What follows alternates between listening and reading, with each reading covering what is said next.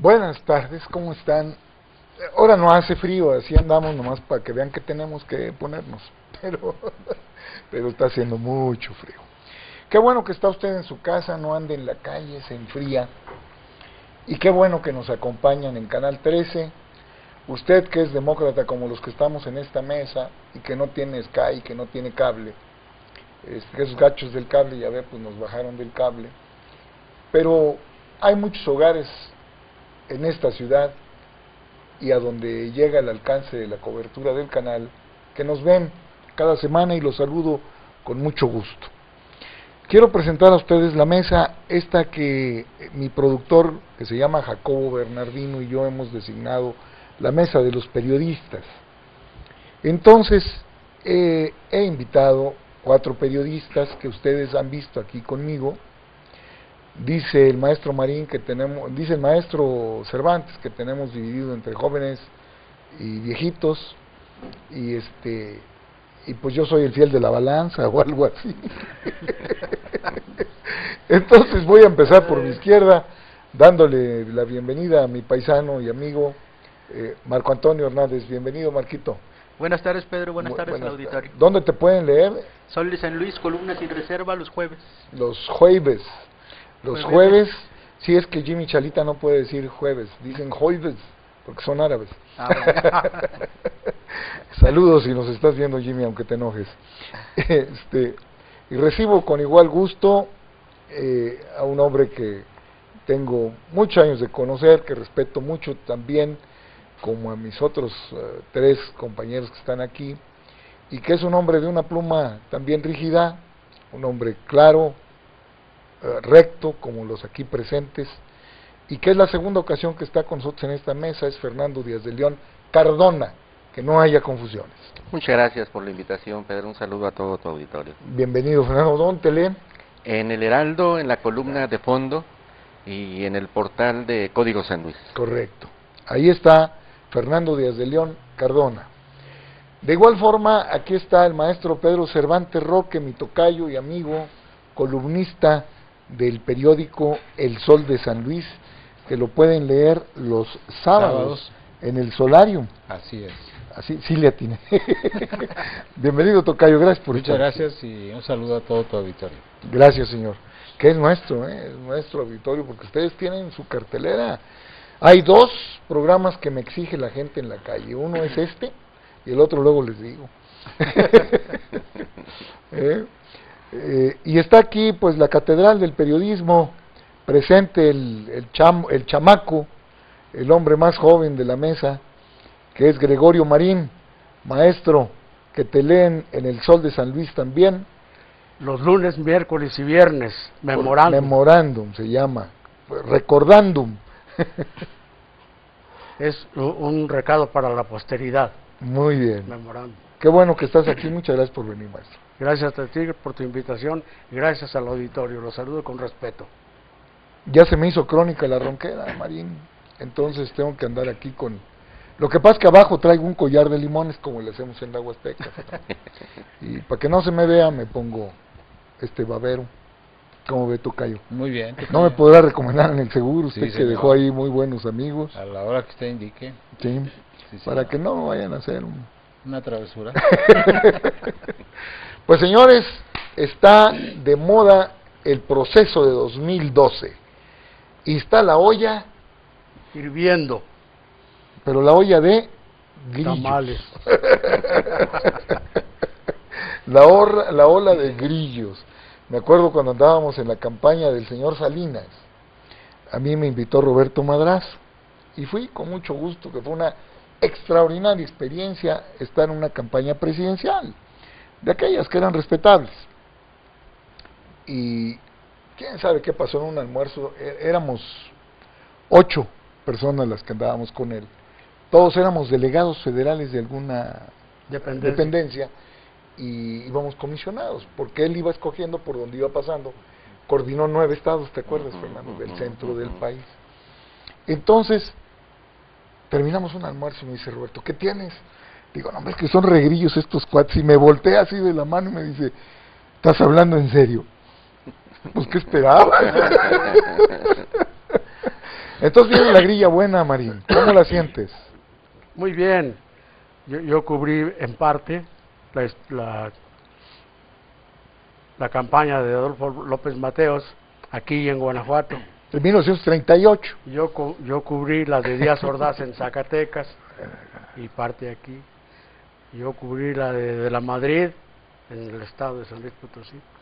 Y a él lo entrevisté en Tamuín. ¿A de la Madrid? A solas, sí, los dos solos. ¿Viajaba en el tren? No, lo agarré en un espacio, en un espacio entre los mitines. Y a López Portillo, otra vez en Zacatecas. Cubrí. ¿Lo entrevistaste a López Portillo en Zacatecas? Sí. Y con todos ellos tengo fotografías, Echeverría también. Si no tienes fotografías, no es cierto, ¿verdad? Cuando entrevisté a Echeverría, fue en Querétaro. Fíjate. Aquí primero, en San Luis. Él vino y visitó el Sol de San Luis. Lo trajo Fausto. No, hombre. Y ahí platicamos. ¿Tú crees que haya podido Fausto en ese tiempo? Y ya venía con Echeverría la Chucha Blanco. No me digas. Y también tengo fotos. A mí me mandaron a entrevistar a Díaz Ordaz sin gafete, sin dinero, sin credencial. Bueno, me dieron 50 pesos para gastos. Bueno, pues también es muy ambicioso, Gregorio. Y que yo debía de compartir con mi fotógrafo Fortino. Fortino Hernández. Fíjate. Y traje la foto con el presidente entregándole el periódico, saludándolo a nombre del director. La rutina. Pequeñas minucias de reportero. Ahora te vi darle un abrazo al maestro Jorge Carpizo. Jorge Carpizo. Sí, yo no sabía que su tío abuelo fue amigo mío y nos juntábamos. Jorge T. Carpizo, yo nunca sabía que se llamaba Trinidad, nunca supe, porque siempre puso José T. Carpizo. Y Tirso, su hijo, que era muy caballeroso, muy decente, muy buena gente. Y nos juntábamos los tres. Tirso no tomaba, muy respetuoso. Pero don José T. me abrumaba. Siempre me platicaba del hombre de Cromañón. Ah, mira qué interesante. Sabía todo sabía. Pero era nomás de eso sabía. El hombre de Cromañón. Pues que te estaba hablando de la familia, ¿verdad? Y ahora veo que Tirso se parece mucho a Jorge. Jorge. Sí. Fíjate. Bueno, fue una sorpresa para muchísimos de nosotros en la sala saber que tenía familia aquí de primera, o sea, no allá referidos. No, abuelo. Abuelos, primos hermanos. Don Jorge Carpizo, que nunca cambió la posición sentado. Y luego sacó un discursito de 75 páginas, que al ver el espesor del discurso, Marco, yo me acomodé. Pero cuando iba en la página 17, Fernando, estaba yo así. En primer lugar, ¿cómo lee, tocayo? Sabe leer, cosa que hoy día ya se perdió. Así es. Sabe leer. Segundo, el tema. Me acordé del doctor Cumate, cuando vino a contestarle un informe a Leopoldino Ortiz Santos, que nos dijo lo que era la medicina en San Luis, Marco, cosas que no sabíamos. Sí. Mal me acuerdo, pero una de las cosas importantes era que aquí se tomó la primera radiografía. Sí, en América. En América, sí. En América. Sí. Que le quede claro a los muchachos que nos ven, jóvenes, América no es Estados Unidos, América es de Alaska a Tierra de Fuego. La primera radiografía se tomó aquí en San Luis Potosí. Nos vino a decir el doctor Cumate. Gente muy valiosa. Y Carpizo nos dio una lección de Ponciano Arriaga. ¿Quién fue y cómo fue y todo lo que hizo, que nosotros no sabíamos? Se adelantó nada más 100 años a su época, Marín. Así es. Nada más 100 años. Es un hombre tan importante y tan trascendente en la historia, como dijo Carpizo, en la historia del mundo, pero más de San Luis Potosí. Que yo me quedé turulato cuando me enteré de muchísimas cosas que ignoraba, y le dije a Carpizo al final, cuando subí a saludarlo, le dije, un pensador, un panegirista de Sudamérica, dijo una vez que para hablar de Simón Bolívar era necesario tener una montaña por tribuna. Y usted, aquí, hoy, estuvo a la altura de Ponciano Arriaga. Todo eso le dijiste. Gracias, muchas gracias. Con razón se cimbró, yo vi. Sí. Yo vi. Y me abrazó y me dio las gracias. Fíjate nomás. Y en pleno momento histórico que vamos a vivir, Fernando Díaz de León, Cardona, enfatizo, escuchar estos repasos de historia, diría Tomás Calvillo, jirones de historia, que me encanta la figura, al hablar de Ponciano Arriaga, lo que fue, lo que representa para el derecho en el mundo, yo tengo la esperanza, querido Fernando, que la política agarre de nuevo un cauce de respeto y de dignidad. Cualquier ignorante, y es cosa de asomarse en el Congreso del Estado, cualquier ignorante llega a una curul. Exacto. ¿Sí? No, el rasero no lo hago parejo, hay honrosísimas excepciones, tocayo. Pero ahí hay gente que ni a la escuela fue.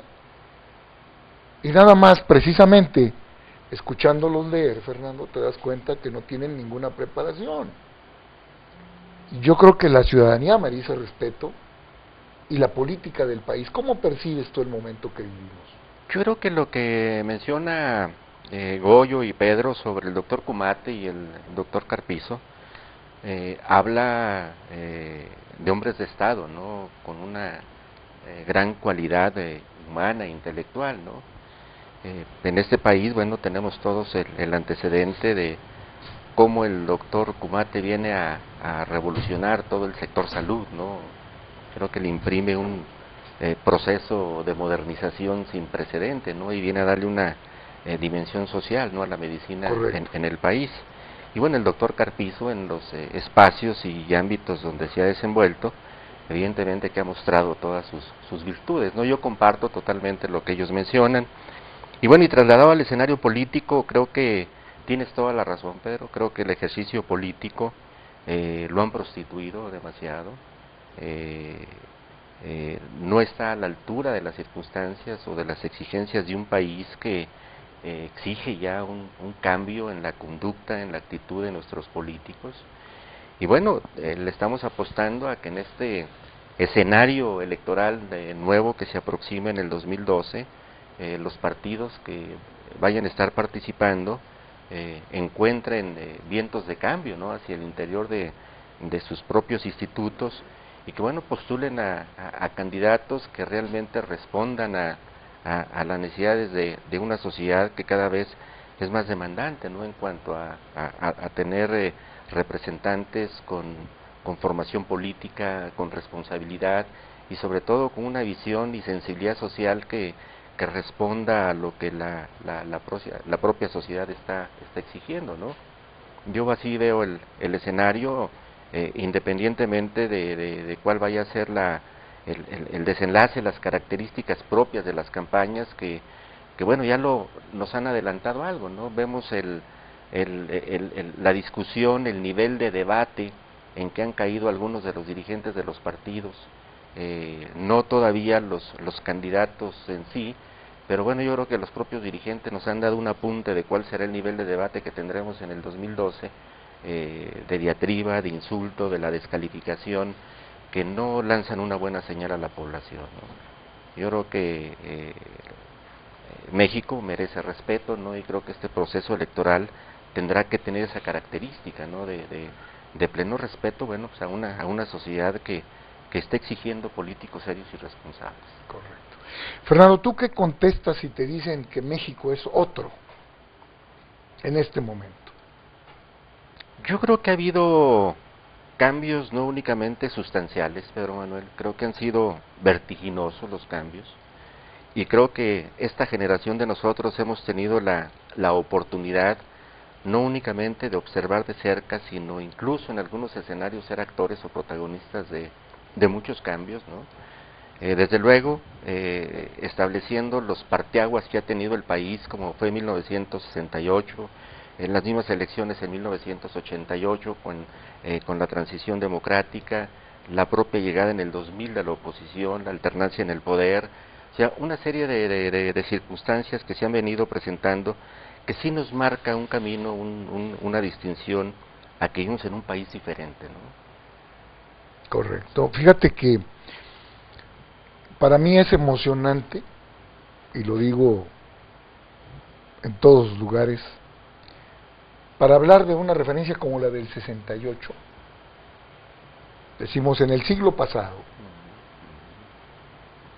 Suena dramático, pero fue en el siglo pasado, tocayo. Sí.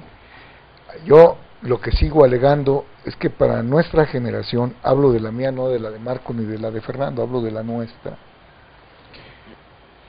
un diputado era un agente de respeto, a quien recurría todas las personas, toda la gente, a pedir auxilio, a pedir apoyo, a pedir orientación, porque eran gentes que, si bien había gente de campo, pero en la gente de campo hay gente de respeto, Marín. Hay los viejos sabios que llevan la guía de la comunidad. Sí, sabiduría. Sabiduría de que no más da el tiempo. Sí. Entonces, uno aspiraba o se ilusionaba de pensar en poder ser diputado local. Porque don Fernando, don Gregorio, don Pedro, etcétera, eran gente que era aceptada, respetada en sus comunidades, del tamaño que fueran, Marco. Sí. Hoy en día son señalados.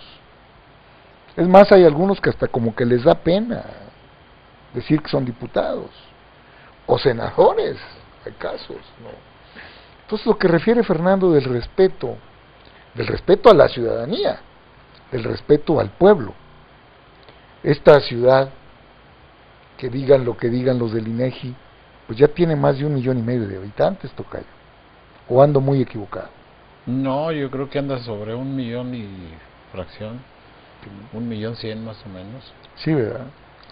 Porque tú ves, ahora que están de moda las plazas comerciales, el fin de semana estaban llenas todas, y las tiendas departamentales también. O sea, hay gente para todo, Marín. Así es. Sí. Lo que no hay es publicidad en los diarios, creo. Ahora la publicidad es, como diría Fidel Castro, Radio Bemba, ¿no? De boca en boca. Oye, ya viste las ofertas de tal lado, y se va la gente.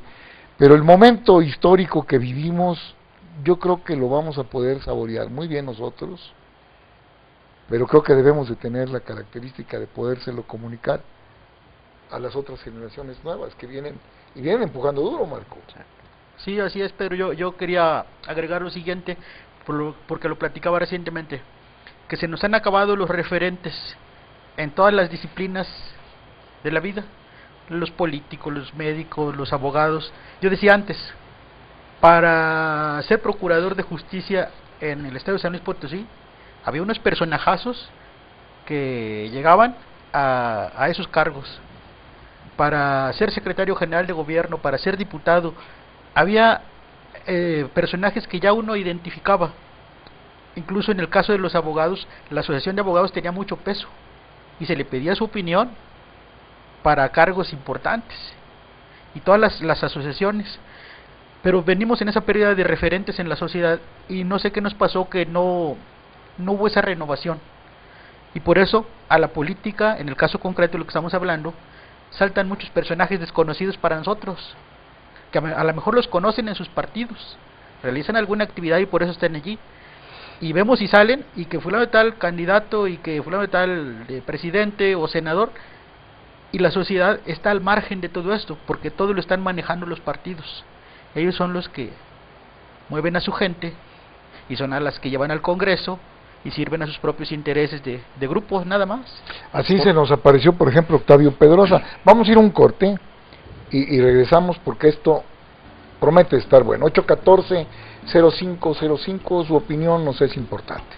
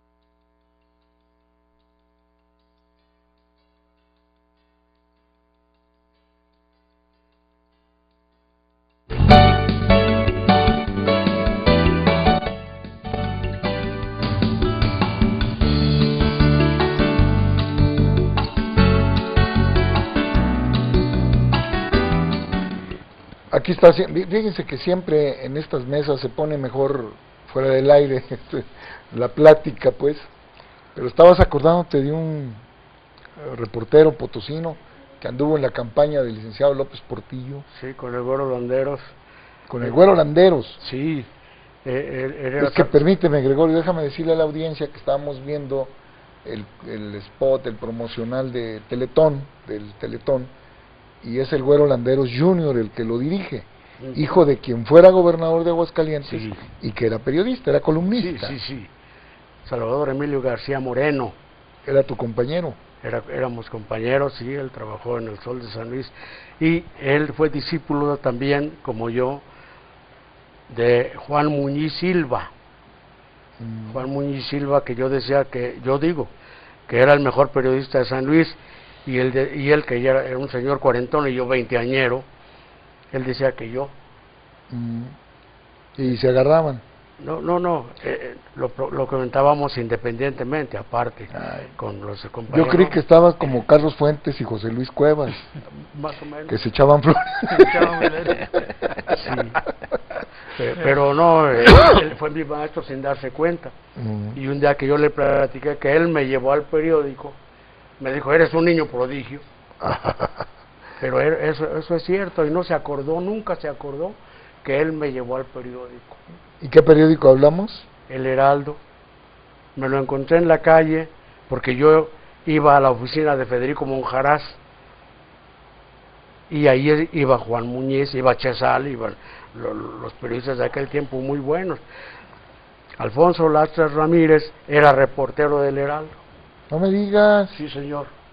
Mira. Cuando yo entré al Heraldo, él era reportero, igual que Alfonso, un señor que era muy buen reportero, pero muy autoritario.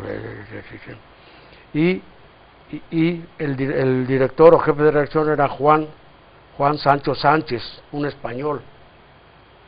Juan Sancho Sánchez. Y luego vino Francisco Juaristi, que fue mi primer director. Fíjate. Y cuando yo entré a la redacción, yo ni me imaginaba nada. Yo iba platicando con don Juan Muñiz, cuando me arrinconé, y el director me dijo, oiga, Chaparrito, sí señor, ¿no le gustaría trabajar en el Heraldo? Sí señor. Y le ordenó a Juan Muñiz, que era jefe de redacción y yo no sabía, le dijo, denle un grupo de fuentes y que empiece mañana. ¿Tú creíste que te iban a dar periódico para salirlo a vender? A 10 pesos diarios. Oye, era mucho dinero. En 1928 era mucho dinero, Marín. Y yo al día siguiente ya firmaba mis notas en primera plana. Órale. Así de golpe. Así de golpe. ¿Cómo?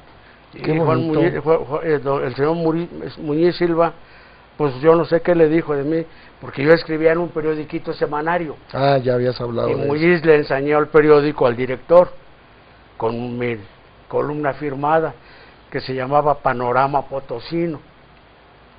Y fue cuando me invitó al Heraldo. ¿Le gustó tu trabajo? Sí. Y yo me miraba lo más que podía. Y había algunos, un reportero alto, delgado, de ojos azules, que se llamaba Jorge de la Peña. Después supe que no era su nombre.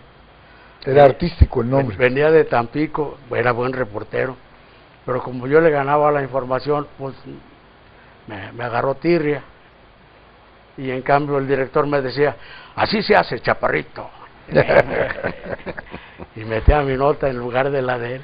Marín, tú que has sido testigo de tantos procesos, que ya nos has dicho ahorita en unos minutos todas tus experiencias en campañas, entrevistando como periodista que has sido toda tu vida a los entonces candidatos y después presidentes de la República, ¿cómo percibes este proceso, lo que va a acontecer, lo que sentimos que va a acontecer? Lo que decía Marco tiene mucha razón, es diferente. Me preguntaban en una reunión pequeñita, ¿cómo ves? No, nada más es diferente. No podía yo definir un comparativo con lo de antes, la política de antes, de ninguna manera, no. Como tú decías, el político era respetable y respetado. Ya no. pero por muchas razones, principalmente porque ahora vivimos una partidocracia y no un sistema político abierto, competitivo, sino en la que los partidos son los que deciden, y como las leyes están hechas para proteger y apoyar a los partidos y sostenerlos, pues ellos se dan vuelo. ¿Cuánto hace que no había panal? Y ahora no solo hay panal, sino que hay abejas. Diputados del panal, a quienes nadie conocía y que no tienen ningún antecedente político, Ninguno. ni experiencia ni nada, y son legisladores. Son los que Imagínate. hacen nuestras leyes para regir la vida pública del país. Pues eso ha repercutido, Gregorio. Por supuesto, sí, y eso ha descompuesto la imagen, la política misma, a fondo. Por eso es por lo que ahora la situación es muy difícil y nadie puede predecir lo que va a suceder, y menos a una distancia tan larga como es de aquí al 1 de julio de 2012. Hay una gran distancia, son 8 meses de, como decía Fernando, ataques, defensas, diatriba, descalificación. Va a haber una guerra sucia que nadie sabe hasta dónde puede llegar. Se están peleando por el poder, ya no hay ideologías, ahora es el poder por el poder, y el que pierda sabe que va a perder mucho, que posiblemente lo pierda todo, y el que gane va a ser un poco vengativo porque tiene muchos agravios, sea Qué quien sea. barbaridad.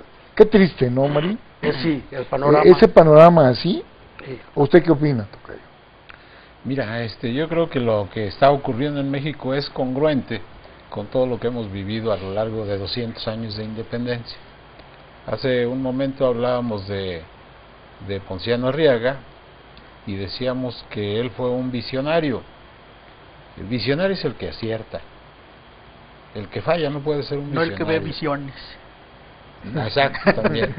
Es que dicen que hay políticos visionarios, ¿verdad? Ah, sí. Ven visiones. O visionudos. O visionudo. No, mira, yo creo que los partidos políticos en México tienen una corta historia, como tales. Se necesita todavía más experiencia para definir un carácter que hemos andado buscando a lo largo de esos 200 años, en los que hemos hecho una mezcolanza de leyes, de criterios, de prácticas, De razas. en las que están inmiscuidos casi todas las ideologías.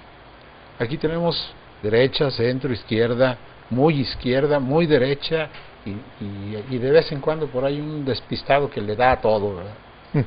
Entonces, eso nos tiene que quedar muy claro.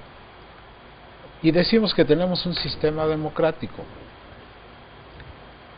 La democracia como tal, pura y casta como debiera de ser, no se ha conocido en ningún lugar del mundo, en ningún momento de la historia. Ni los griegos la tenían, Ni ellos. ni ellos. Que la inventaron. Que la inventaron. En Grecia, Entonces, en Grecia al principio. nada más la raza de bronce era la única que estaba afuera, ¿verdad? Pero de ahí en fuera, la historia de nuestro país ha sido eso, un resumen de criterios distintos, de teorías políticas muy diversas, que se han ido apuntando en cada uno de los partidos, aparentemente bajo el cobijo de algunas instituciones externas. Los partidos de la derecha ya sabemos por dónde viajan, los partidos de la izquierda igual, y los partidos del centro, que aparentemente se han guardado de no caer en tentaciones de uno y otro lado, carecen de esa fuerza suficiente para llegar a representar el ser de nuestra nación, de nuestro pueblo. No tenemos un partido auténticamente nacional, que tenga una ideología como la tenemos la mayor parte de los mexicanos. ¿Y cuál es la razón? Pues la razón es que también somos un mosaico de pueblos. En México se hablan 300 y tantas lenguas de diferentes tipos, y tenemos un 40% de la población con rezago educativo. No puedes pedirle a una persona que no sabe leer y escribir que se entere de cuál es la ideología que va a tener su presidente municipal. este mediodía escuchaba además la opinión de algunos funcionarios de la Secretaría de Educación, en el sentido de que todavía tenemos presidentes municipales analfabetas en este país y en este momento. ¿Qué necesitamos para recurrir a tener una ideología política bien definida? Necesitamos un líder visible. Y los que tenemos en este momento están a la discusión, y vemos que efectivamente, como decían los compañeros, hay una discusión nacional para saber quién de todos va a poder con este país. Los que están afirman que si el que estaba llega, va a tener un retroceso. Y decían también con todo acierto que no tenemos una bola de cristal para definir un país. México va a hacer esto a partir del 2012. Eso no puede ser. Ya lo dije. Eso no puede ser porque no tenemos ni todos los instrumentos en la mano, ni estamos estructurados para llevar un cambio de esta naturaleza. Ni es magia. Ni es magia tampoco. Ya, Entonces, otro año ya cambió, no. Lo que necesitamos pues es que los partidos se integren en un compromiso muy serio para no llevarse los centavos del país, para repartir los centavos que generamos cada uno de los mexicanos a través de los impuestos en las cosas que auténticamente nos hacen falta. Que luego se dice por ahí, el partido fulano de tal, no digo nombres para no ofender, le consigue a usted tal y cual beneficio. Eso es falso. El dinero no es de ellos. Correcto. Entonces no es posible que tengan esa visión. Creo que sí debe haber un cambio en el estilo, por lo menos, de hacer las campañas. Antes salían los candidatos presidenciales, Gregorio Marín cubrió varias de esas giras, a mí me tocaron cubrir varias también. Salían los candidatos a la presidencia a conocer el país. Correcto. Y a darse cuenta de que en todas partes faltaba todo. Pero, bueno, sí, pero carreteras, hospitales, escuelas. No se supone que los candidatos a un cargo de esa naturaleza ya deben de conocernos. Claro. Ya deben de tener una propuesta de país, que es la que deben de salir a divulgar. Ahora, ¿qué propuesta deben de traer a la mesa de cada uno de los hogares mexicanos para motivar el voto? Si nos llegan con la de siempre, de que apenas vienen a ver qué necesitamos, no, se pero nos además van a caer muchas cosas. A estas alturas. Pero además los temas son coyunturales. Están hablando, por ejemplo, los candidatos. Yo voy a continuar la lucha contra el crimen. O sea, lo coyuntural, lo que demagógicamente creen que les da resultados. Sí, noticia, pues. Pero no hay una propuesta formal, no hay un programa de trabajo, no hay una oferta de cambio, no existe. Eso es lo que yo le llamo magia. O sea, ¿qué serán magos? Bueno, en este momento no existe, no hay candidatos, no formalmente. Yo creo que una vez que formalicen sus registros y se abra ya el proceso constitucional, estaremos en condiciones de conocer los mexicanos las diferentes propuestas, que no van a variar mucho, lo que dice Pedro, yo coincido totalmente, ¿no? Pero yo creo que entrando un poco en el terreno de la especulación, yo creo que sí vale la pena aventurarnos, si somos capaces de desarrollar algún artículo, una columna o alguna información, de anticipar algunos escenarios, a riesgo de equivocarnos, pero sí mostrando a nuestros caros lectores cuál es la visión del periodismo en San Luis Potosí sobre el escenario electoral nacional que se viene y el escenario local, ¿no? Eso me dijo una vez a mí don Antonio Rocha. Nosotros deberíamos de hacer un periodismo de planteamiento, un periodismo de denuncia, pero con sugerencias de solución.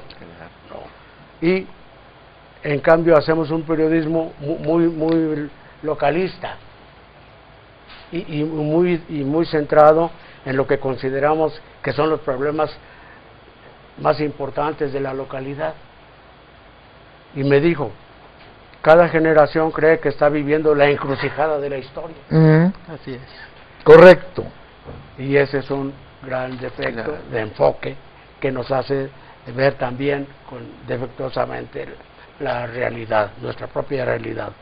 Entonces necesitamos establecer canales de comunicación directa entre el comunicador y el político, pero al político no le interesa el punto de vista ni la opinión del comunicador. Ellos tienen su propio proyecto, ellos pertenecen a un partido que es el que les dice lo que hay que hacer y cómo hay que hacerlo, y no toman en cuenta al ciudadano. Hace mucho rato que los políticos no toman en cuenta al ciudadano, para nada.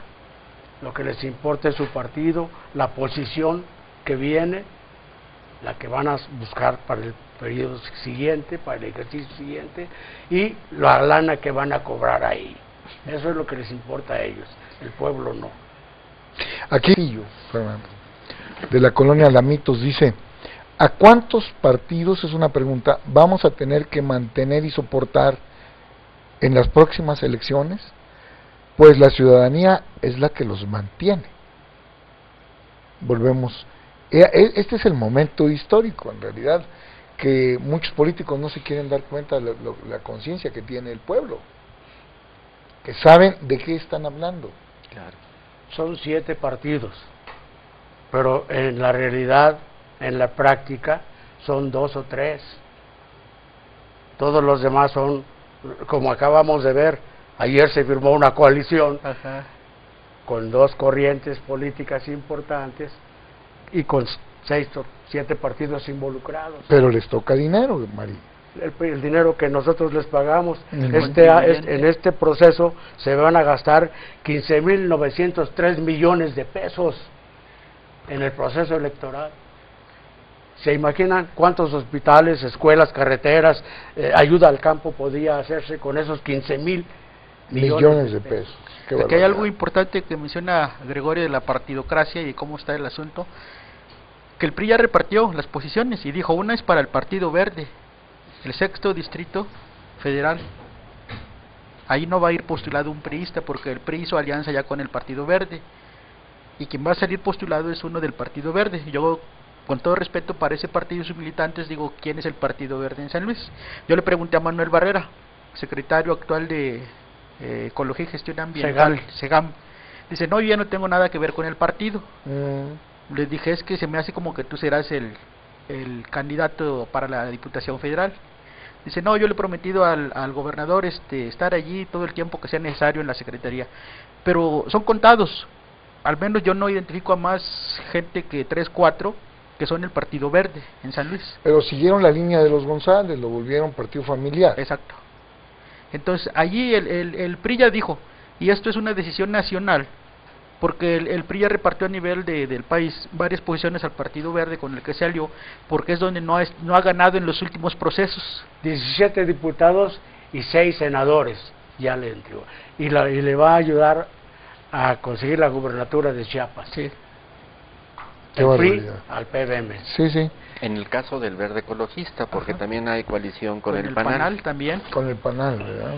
Sí, aquí en San Luis, en uno de los distritos, se encabeza la fórmula el Partido Verde, y en el otro de la capital, aunque van en coalición, lo encabeza el PRI, Así pero es. seguramente con fórmula del PANAL. Sí. La partidocracia. ¿Qué Es la quiere decir panal? Es el Partido Nueva Alianza. Nueva Alianza. ¿Cuál Frente, el Baester es? Gordillo. Es el Baester Gordillo. Exacto. Es con las monedas con las que negocia ahorita. Muy bien.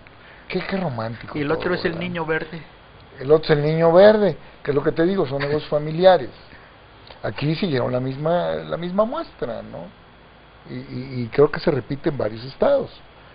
El presidente del partido es el presidente del partido, funcionario estatal, su esposa es diputada local. O sea, no hay más gente. Y así se manejan, o sea, Como no hay conciencia respeto. popular también. Como inconsciencia. Mi querido Oscar, lo saludo. Pero así está. Así están. Es familiar, no hay gente. Entonces vamos a un corte de puro coraje y regresamos para saludar a la señora Alicia de Santiago. ¿Cómo no?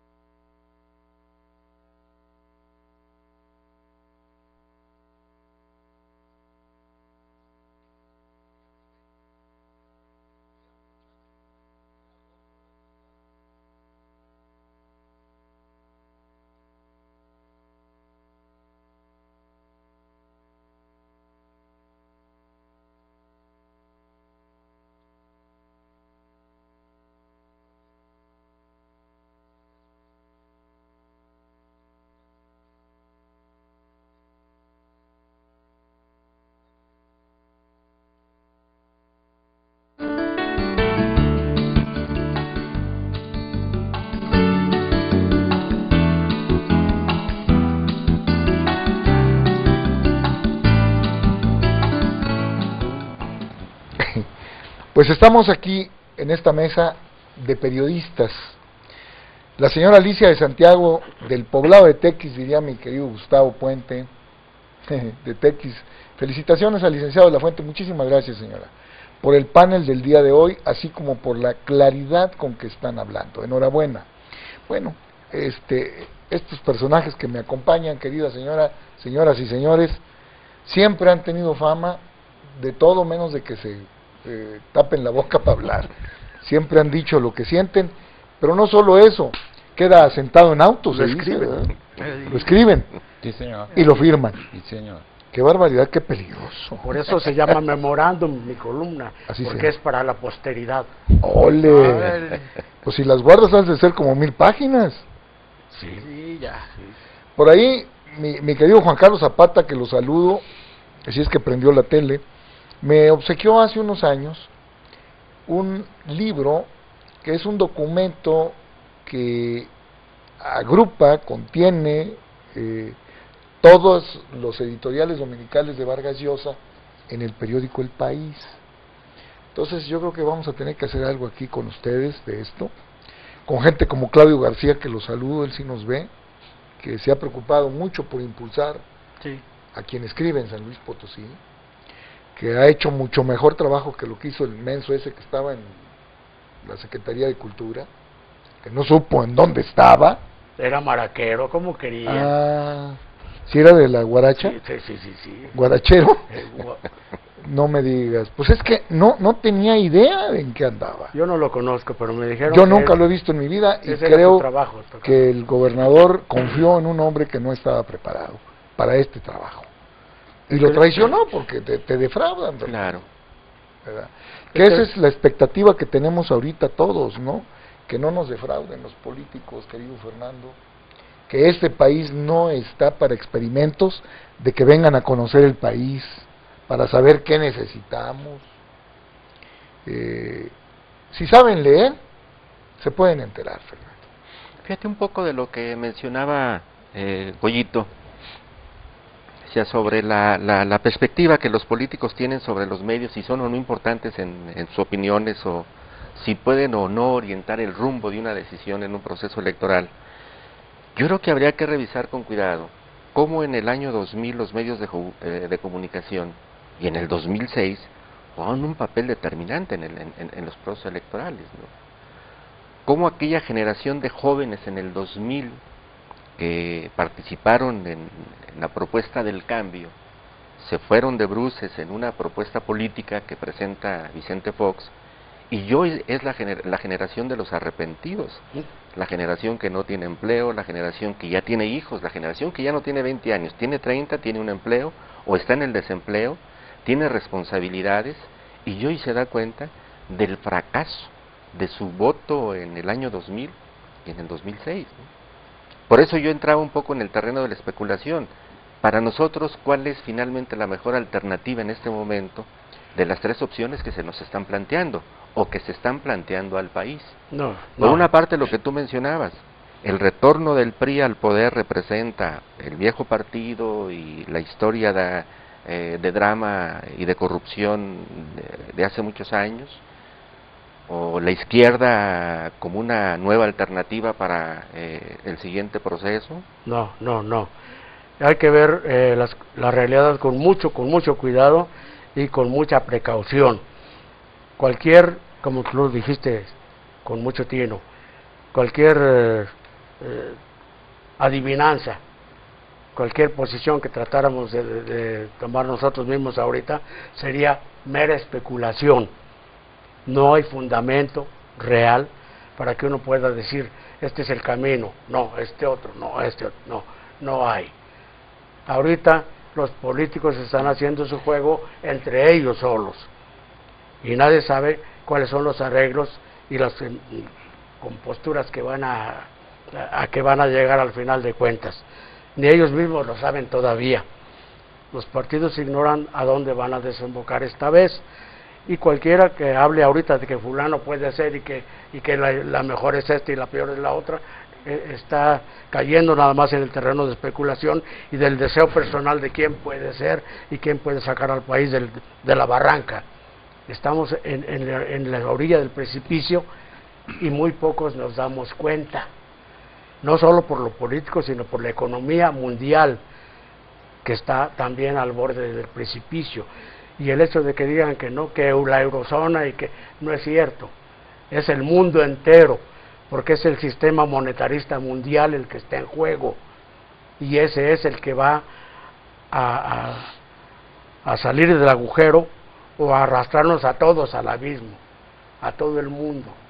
El sistema monetarista mundial ya cumplió su ciclo, y es ese. Entonces va a haber un sacudimiento. Así es, no un cataclismo, ya sea que caiga el dólar o que caiga el euro, es un cataclismo, y ellos están en una pelea a muerte junto con China. China es dueña de 2.400 millones de dólares de bonos de los Estados Unidos, de los que andan volando, de los 14,000 que andan volando. China los tiene. Entonces tenía razón mi tío Manuel, cuidado con los chinos. Porque la Guerra Fría fue un tapón contra los chinos que duró muchos años. Porque ellos son los que vienen por el mando. Y vienen por todo, Fernando. Vienen por todo. Hace más de 20 años que tienen crecimiento del PIB de más de 10%. Su problema es mantenerlo ahí. Bueno, y ahorita que dices tú que aguas con los chinos, ¿por qué no llegaría el momento en que dijeran aguas con los mexicanos? Porque los mexicanos son sus propios enemigos. No, espérame. Eso no es tampoco cierto. Mire, los mexicanos somos tremendos, y sobre todo los potosinos. Para los potosinos el otro es un tarugo, pero completo. Sí, es como los tres de la ciudad de San Luis Potosí que llegaron al cielo. Mira, con San Pedro. yo creo que todos tenemos la capacidad de hacer algo, ¿no? Y todos los pueblos. Y les dice San Pedro a los tres potosinos, ¿de dónde nos llegan? Ya muertos de San Luis Potosí. Ah, caray. Pues pásenle a ver si les gusta. Tienes razón. Es cierto, sí. Bueno, también había un dicho que dice que perro, perico y poblano no lo toques con la mano. No lo toques con la mano. Pero es otra onda, ¿verdad? No, yo digo que México debe despegar. A ver, tocayo. Yo siempre hago esta pregunta a gentes como ustedes, que son intelectuales.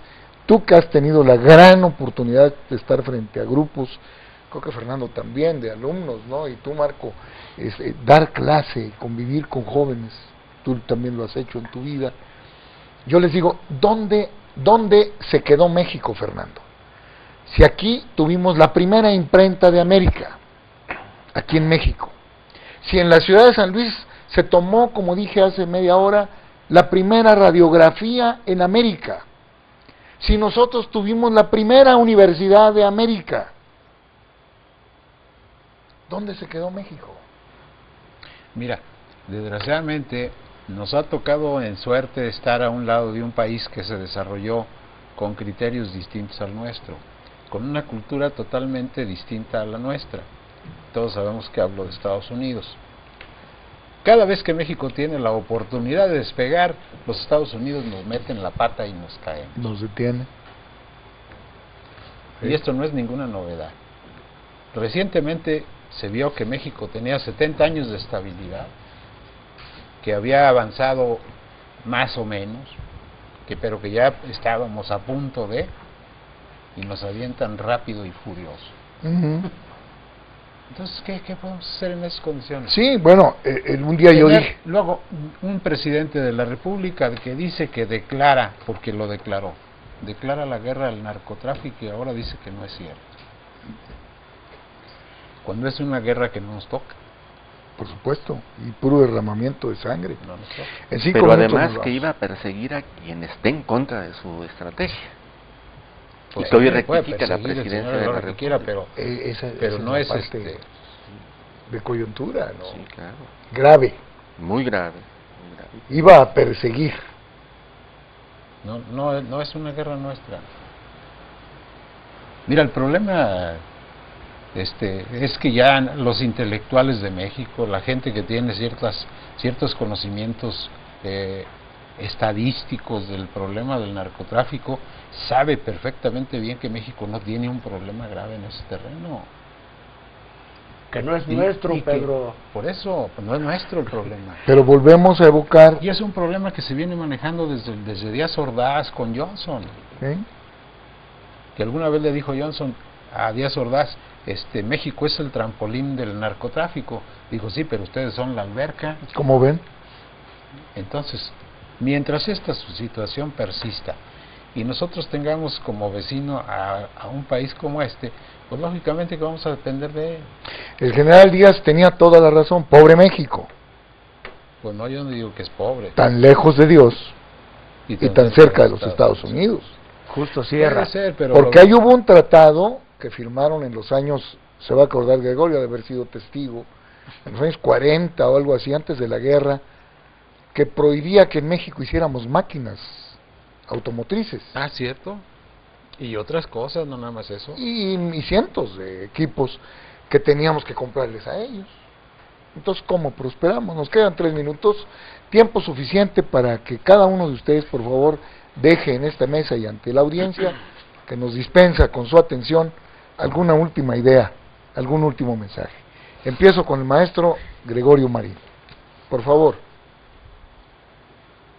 Lo deseable en este momento es que el pueblo se dé cuenta de que es necesario buscar un cambio de verdad, y para encontrar ese cambio de verdad, para conseguir un cambio de verdad, es importante hacer un experimento político, social, en el que tenemos ante esa gran oportunidad, por medio del voto, ir a las urnas pensando en un cambio verdadero para México, y que sea lo menos riesgoso para el país y lo más beneficioso para la sociedad. El campo está abandonado, la educación anda por los suelos, la economía muy mal. Entonces necesitamos expresar nuestra voluntad por medio del voto, buscando un cambio de fondo en la vida política de México. Gracias, Gregorio. Tocayo, tenemos poquito tiempo. Pues nada más que ojalá que el próximo proceso electoral se viva con una altura de miras muy importante, muy determinante, como debe de ser, y que la elección transcurra sin ningún estorbo o problema. Gracias, Tocayo. Rosa Torres, del Centro Histórico, saludos al licenciado Pedro Manuel de la Fuente y a Gregorio Marín, muchas gracias. El señor Tirso Rodríguez Ramírez, de Soledad, felicitaciones a don Pedro por haber invitado periodistas respetables como el señor Marín y Fernando, que ha ocupado puestos en el gobierno, los cuales tienen conocimiento de cómo se mueve la política actual, que se hable en los medios con claridad, ahora que viene la presidenciable, para que la ciudadanía se entere. Muchas gracias, don Tirso. Fernando, nos quedan un par de minutos. Sí, como no, bueno, yo sería un poco en respuesta a la inquietud de este televidente. Yo creo que 2012 presenta a los mexicanos 3 grandes alternativas que habría que valorar con mucha precisión, con mucha seriedad y tomar la mejor decisión. Yo creo que las 3 opciones políticas presentan virtudes, presentan debilidades. Pues bueno, finalmente es la oferta política que cada candidato deberá presentar a la sociedad, y creo que México tiene la oportunidad de definir el rumbo el siguiente año. Muchas gracias, Fernando. Marco. Gracias, Pedro, y pedirle a nuestro auditorio que busque información sobre lo que está pasando, que se entere de quiénes quieren en la política, cómo trabajan los partidos políticos, y que esto le sirva mucho para el proceso electoral que viene en 2012, para que tome su decisión, y que no se deje ir con la finta de los candidatos de unidad. No hay candidatos de unidad, hay candidatos solitarios, porque nadie quiso competir contra ellos en sus partidos, y así es como los vamos a tener en el 2012. Muy bien, Marco, muchísimas gracias. Muchas gracias a todos. Muchas gracias a usted por acompañarnos. Los espero la próxima semana a esta misma hora por este mismo canal. Soy Pedro Manuel de la Fuente. Hasta la próxima, y la paz a todos, por supuesto.